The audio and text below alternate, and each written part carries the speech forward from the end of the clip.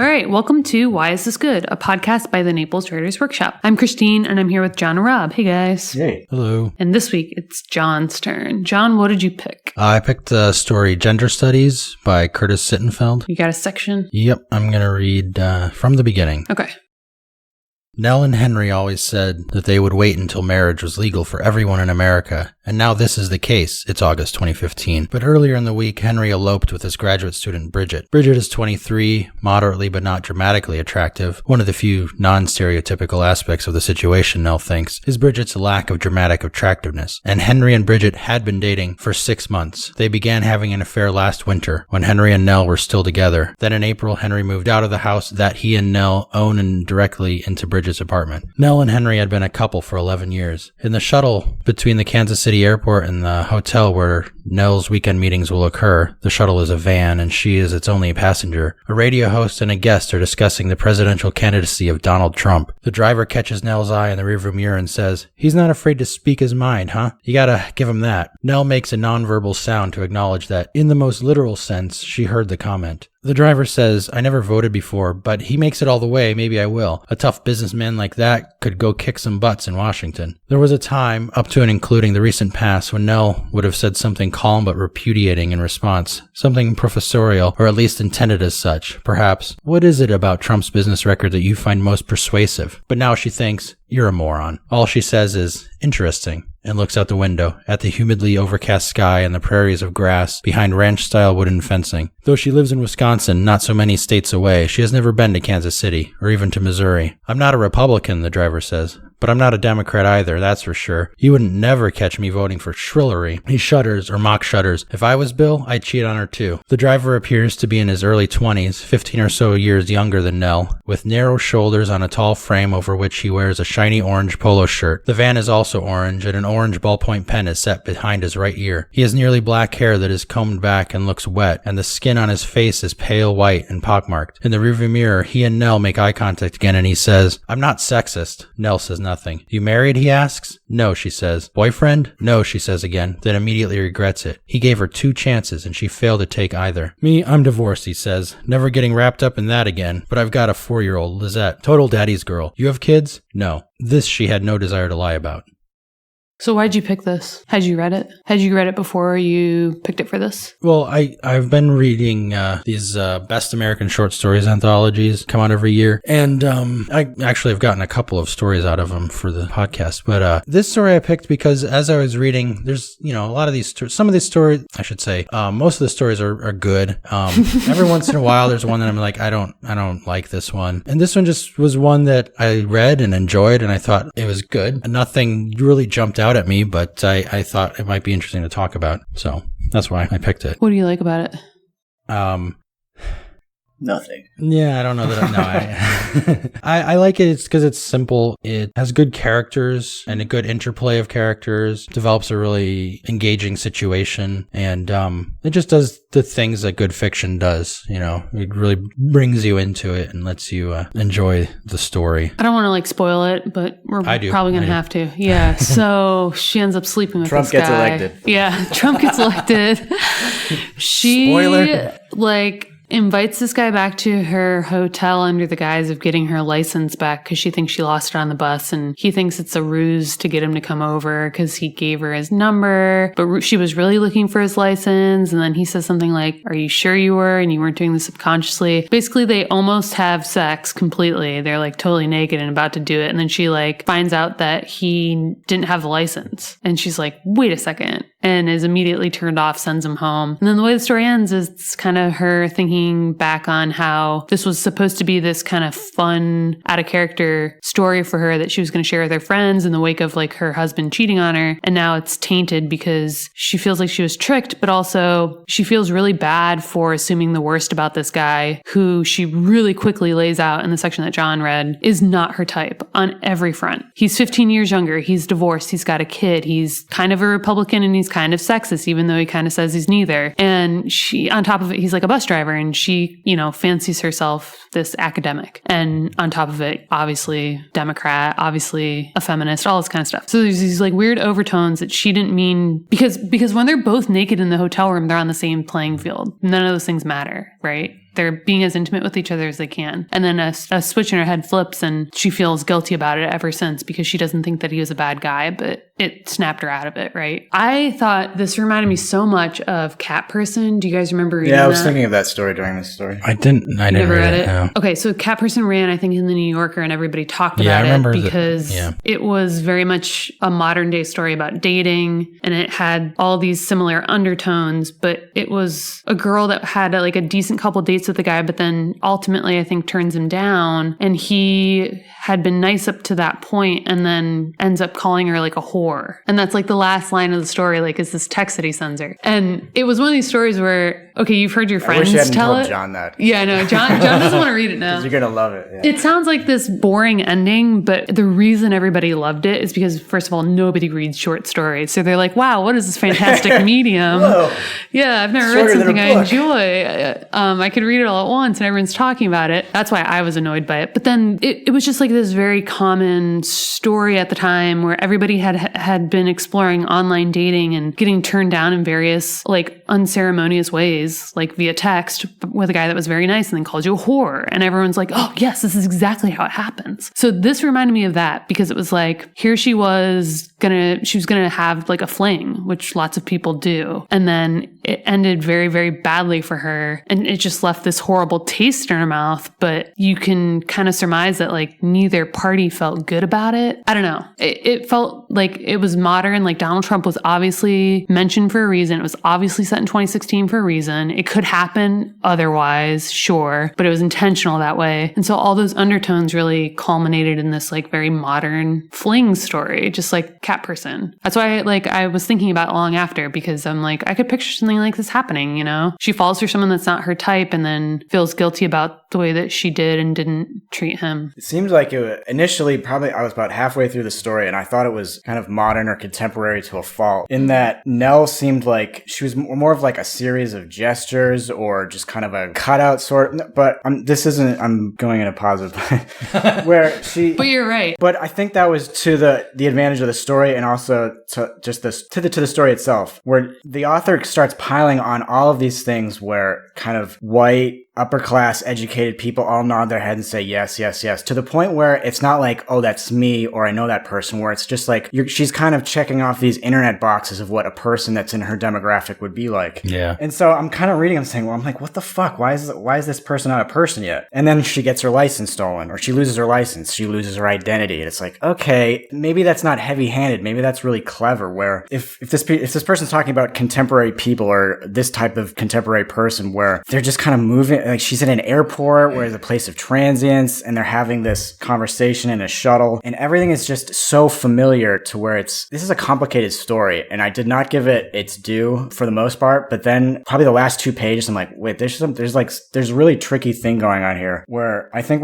the story ends with, well, fuck him, he's a Trump supporter. That's paraphrasing, but close enough. but the Trump supporter in terms of a fictional character is so much more realistic for me. He pops. He's not necessarily likable or unlikable, but he seems like a person. He's a character. And Nell's just kind of like this floating social media creation. And this is a really sad story, not just because Nell is, she's spurned by her lover, and then she has this weird kind of gross thing that could have been like, this could have been a shot at like it almost seemed like a relationship could have developed. She keeps telling herself towards the end of the story, this would have been something I like. This would have been something I would have liked to hear that line. She has feelings for this guy that she's not admitting. And she's kind of stifling her own identity under the weight of all of this, like, but I'm a gender studies person. I'm a Democrat and I'm a vegetarian. And there's that great part early in the story where her and her old partner catch each other not being vegetarians anymore, which is such a... Which is to say, eating meat. Which is to say, right. Which has got the funny sex part, but it's also like, that's such a critical part of like people wrap their personalities and their identities up in this stuff. So I think this is a really kind of stealthy story that I'd be curious to read more, unless I'm just giving this person too much benefit of the doubt. But I think the New Yorker knows what they're doing. Yeah. Oh yeah. So That's yeah, right. This is a really cool, just subtle story. It just really snuck up on me. And when the license thing was like, really? Like it was heavy handed, not to a fault, but like sometimes heavy handedness is like the best thing to do. And yeah, I thought it was really cool and neat. The comment that she makes in the back of this book, they have the contributor comments. Oh, sure. In these, but she mentioned something about how she's like, of course it's a political allegory, but for me it was really only a story about someone who lost their driver's license. Like, so I think she always saw these, despite the politics, she always saw these people as characters. Yeah. That she wanted to like flesh out in the way you're talking about, like to just give them that space to be interesting characters. When they're alone in the hotel room at the end was just really terrific. It's not sexy. That's when I flashed to Cat People. There's a Cat People really blew me away during the sex scene where, not to talk about a different story, but that character is imagining herself having sex, and it's really it's just like a weird vanity exercise, and it's really creepy. I find the female character just as creepy as the guy. No, I mean, the guy's a predator, or at least an asshole. But that kind of self-absorption I see in Nell too. But with Nell, it's tragic because she's at that age where, not that she's any less attractive or any less viable or available, but it's like, get your shit together, you know? Yeah, she feels that way at least. Like, you're not letting you like this guy. Right. He likes you. Who cares? I mean, he's driving an orange truck that's, the orange hair, the trumpets. It's hilarious. Yeah. But like, let yourself like unbottle yourself. Let yourself not be like a walking cutout. Let yourself be a person. I like this guy. Like, or at least have sex with him. At least enjoy yourself. She can't even do that. I think it's interesting though that this was published in August of 2016. So this was a story that was very much of its current time. So it was almost like if, let's pretend that these are real people, she has this breakup with her husband over an affair, and then the first guy that she's going to sleep with has to be a Trump supporter, 2 months before this election type thing. I think maybe in a different context or a different month or year, maybe she could have done what you said, but I liked that it did put her in this really difficult position. She's like she feels something for a guy that she doesn't want to admit she feels something for because of the current political climate. And even as she's realizing that they're about to have sex, she's still thinking about it in terms of this being like a cool, funny story to tell her best friend. Like, look at this thing that I did. Like, aren't you proud of me? Like, I changed, or, I went for it. But she's not even going for it in the moment. I don't know. I didn't fault her when she ultimately felt duped. I didn't feel like she talked herself out of something or anything. I felt like she really like snapped out of it in that moment when she realized that he didn't have the license, but that he thought she was like in on the whole thing, that they both wanted to end up in this room in this scenario. But she in her head was like, no, I really wanted my license. Maybe that's your point. Like, maybe you think that she thinks in that moment. I don't know what she I think she wasn't admitting it in that moment or something. I don't think she was. I know she wasn't admitting that she likes him, and I know this is kind of similar to the previous podcast where the main character had a concussion, and that kind of led the narrative on its own way. But she's really drunk. She drank a ton, and so it's kind of all bets are sort of off at that point in terms of. But I mean, when you're really drunk, what you really want is like right on the surface. And she's still wrestling with it. Yeah. Yeah. I think there was in those moments a lot of hindsight where she said the narration was commenting that if he had done this, everything would have been fine. She was this close to inviting him back to, all this kind of stuff. She really was on the cusp of not turning out that way in a lot of different moments in there. It's just, he did this, pushed in the wrong direction. She could have pulled it back by doing this. He did this in the wrong direction. He could have pulled it back by doing this, and just over and over and over again until finally he leaves. Just a series of wrong turns, I guess. Right. I just love how it ended too, because she talks about how this was obviously a defining moment for her life because she feels regret and because it ultimately set her on the path to meet who it says she's either like married to or dating by the end. Like, she ends up finding a different dude who's like probably on the spectrum between her ex and this Trump guy, right? He's kind of like safe, but he's a little different, and she's not pretending to be vegetarian anymore. But she still like she laments this encounter and how it panned out. I love stories like that where there's not a clear resolution, or she didn't actually call him up and apologize even though she talks about how she could have. She still had his number. I don't know. It gives you so much to think about. I was thinking about this one afterwards. Even though John said, on the surface, this is a straightforward story. It's very simple that way. Particularly to learn that she hadn't had sex for months at a time, and that was the norm. So immediately you're like, all right, that's abnormal. That's obviously a reason that they're probably not together anymore. But what does that say about her? And she just seems hell bent on like not being intimate, but not just sexually, but she does not want to make a connection with this guy at all. She's avoiding him. So it's like you love seeing like a person just totally split down the middle. Like, you want to go one way, you want to go the other, and you end up just being still and nothing happens. And then she ends up with, Mr. Boring at the end. Yeah, he's It's just a total picture of repression, which is crazy because she's a gender. I mean, you would think it's crazy as a gender studies where we're liberal, we're progressive, and we're open. But no, she's way worse than any Republican. Right. At least they know what they want, and they're not afraid to vote for it. Well, she just seems like, with all of these boxes, like you said, that she checks off, the stereotype would be that she has her shit together, and she doesn't, but she won't even admit that to herself. Like, she won't admit that she doesn't know what she's doing or that she's unhappy. Like, people with such convictions and other parts of their lives should have it all figured out. And by being a, at first glance, superficial, boring character, that becomes like a major virtue for the whole story. Right. Like, just the fact that she will just keeps tamping down what she wants is just, is terrific. So, John, you kind of like said that this was simple somehow, or like straightforward, or it's just like a basic story. No, I didn't mean it that was simple. I think Rob has definitely pulled out that it's a Republican not quite. Story. No, I thought it did what stories are supposed to do very well, and in that way, it was it jumped out at me in a book of excellent story. I mean, these are all excellent stories, but this is one of those that just kind of, reading a story, it's often personal. Like, I'm sure these are all excellent stories, but I just didn't connect to a couple of them. So this one, I was like, oh, here we go. I like this one. That's all. I actually wanted to ask you guys what you think of.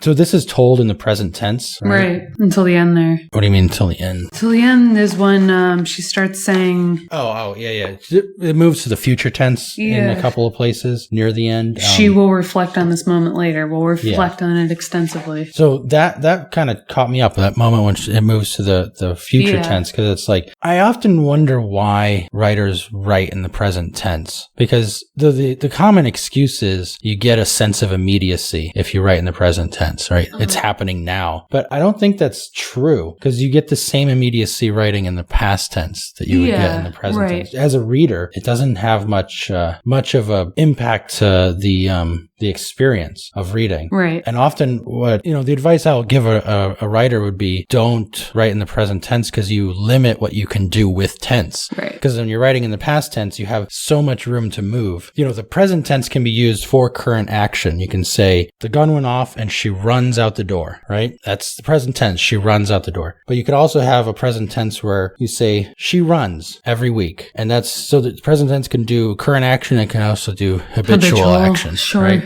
So I often think of, when I read the first sentence in a short story that's in the present tense, that there could be, if you write it in the wrong way, a sense of whether or not it's actually happening now or if it's just a habitual action. Sure. Right. Whereas you're saying past tense it puts you in the right headspace as a reader immediately. You know what they're saying? Yes. Because what matters most to action, I think, in a story is not what time period it, if it's past or present, but whether it's complete or incomplete, if it's perfect or imperfect. So like if you say she ran out the door versus she was running out the door, because she ran out the door is a finished action, whereas she was running out the door is an action that can now be interrupted by something, right? She was running out the door when a bear grabbed her or whatever. So this move to the future tense here, it's perfect and it works exactly the way it's supposed to, I think, the way the writer probably intended it to work. But in the, she says, she will reflect on this moment later, will reflect on it extensively, and one of the conclusions she'll come to,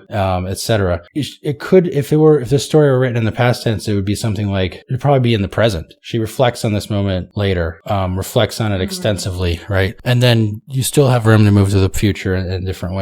And there's a moment on the a little further down where in her peripheral vision, as she looks down at her bare legs, she can see him stand and dress. Her heart is beating rapidly. This is all present tense, right? He folds his arms. If he'd reached down and touched her shoulder, if he'd sat back down next to her, those are in the past perfect. If he had done this, if he had done that. Where if you were telling the story in the past tense, they would still go to past perfect in that moment.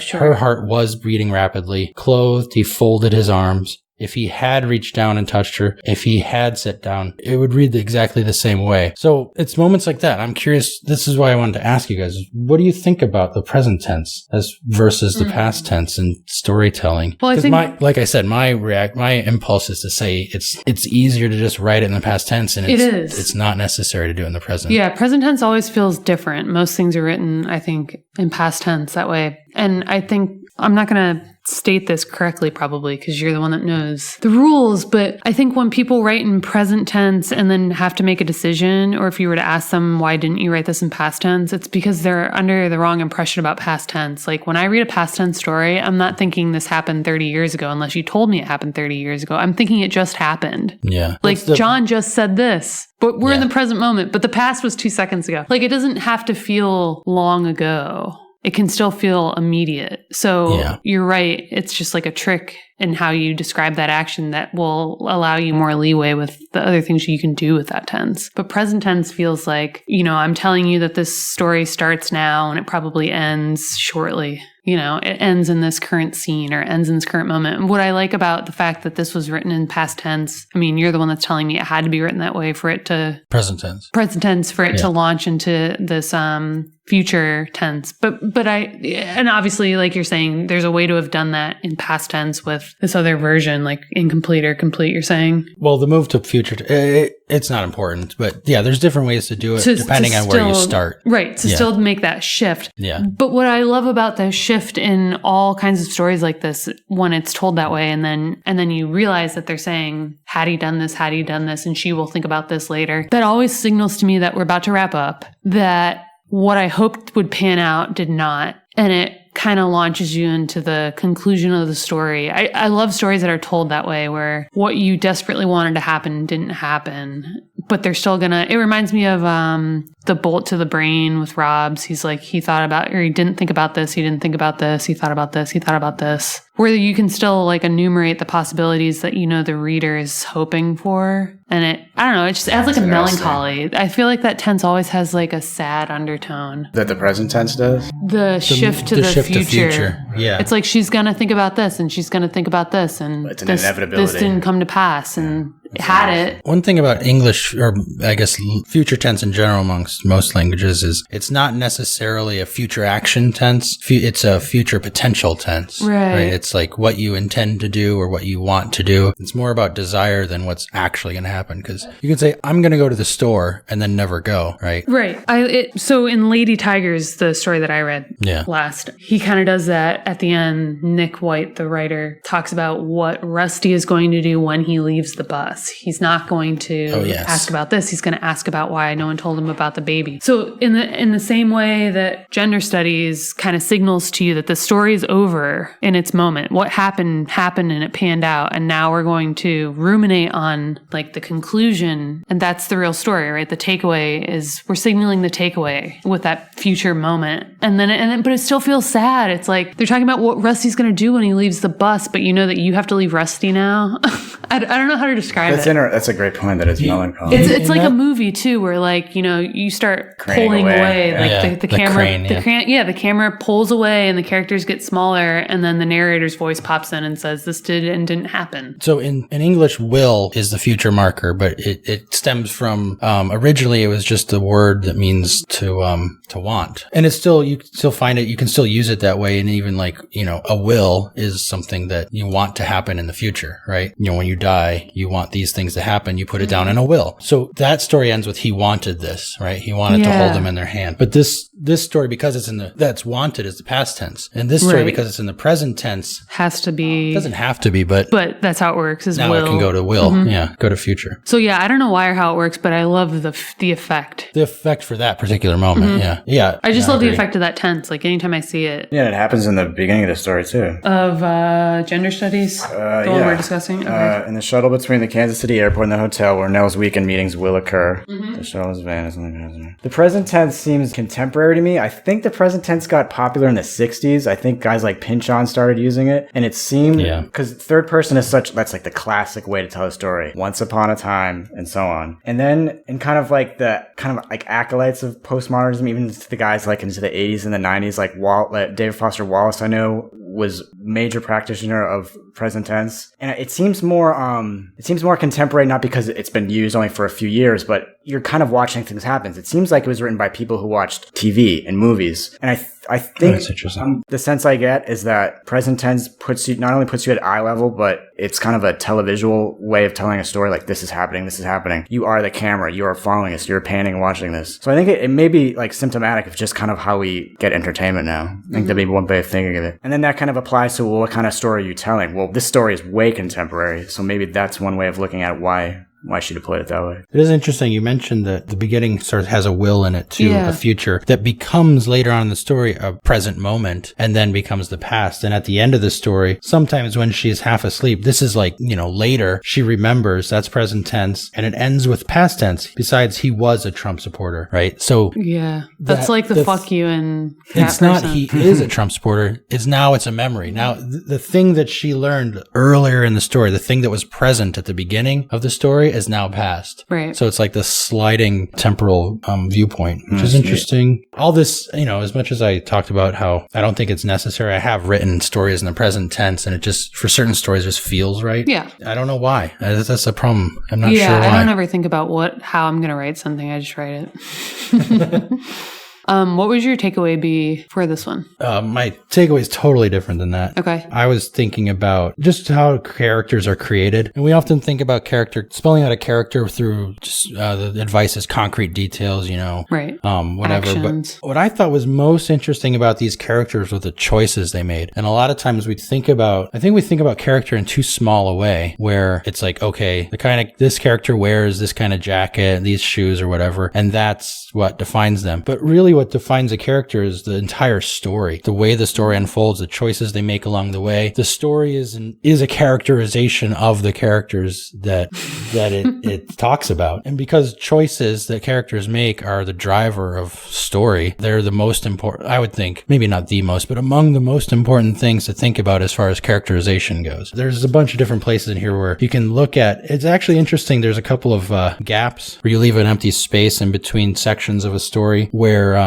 time passes or something. Those all occur a couple of paragraphs after a major choice that Nell makes. And it's interesting to see, okay, she makes a big choice, which is going to have an impact on the way the story unfolds. So we fast forward to the future and see what happens. Then she makes another choice, and then eventually she's making choices left and right while she's with, what's his name? I forget. Henry. The Trump supporter? The Trump supporter. That's his name. Oh. The Trump supporter. He doesn't have a name, does he? Does he not have a name? Sorry. Luke, that's right. But yeah, so that was my takeaway, is just thinking about character as the person who made the choices that made this story possible. Right. And then filling in the details to kind of sell that. Like you talked about in many episodes ago, the choice could be the premise and the details are the proof that they made that choice. Right. What about you, Rob? You're always kind of taught, or you're at least recommended to always know what your characters want, because that's what stories are. You're just seeing people with their wants and they collide and they interact and the resulting sparks of the story. But I think for this story, this seemed like one character,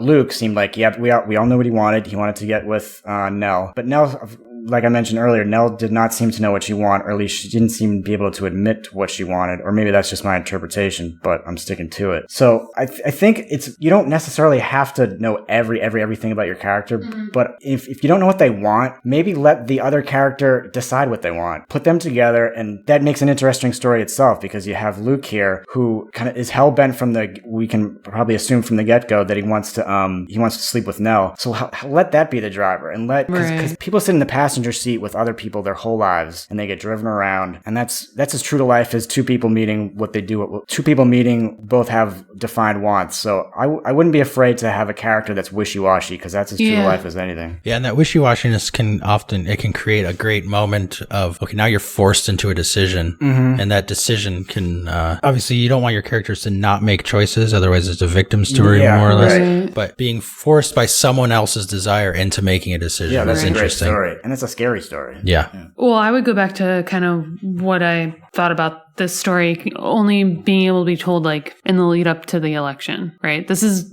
a story about two people and a girl not knowing what she wants and having sex, sure. But it's very much dependent on that climate at the time with Trump about to be elected and a woman in this situation defining herself that way. So I would say, I imagine the writer at some point thought, what would happen if a hardcore Democrat wanted to sleep with a Trump supporter? And what a great way to start any story, right? To put two people that don't like each other and force them to have sex, which sounds ridiculous, but I feel like I don't often, it goes to everything you guys said, like making a character confront something. And the best way to do it is to put them with their opposite and to just figure out a story from there. And you kind of see how pathetic and like ephemeral the stuff we hang on ourselves that makes our identity. It's like, no, we have like really base wants and it's pretty easy to discern them. Right. If you kind of, We're all animals. Cool. The All right, this is a Bloodhound good Gang one. song. I'm sorry? The Bloodhound Gang That's right. song. I was thinking about a Savage Garden song. Play us out, Bloodhound Gang. All right, thanks guys.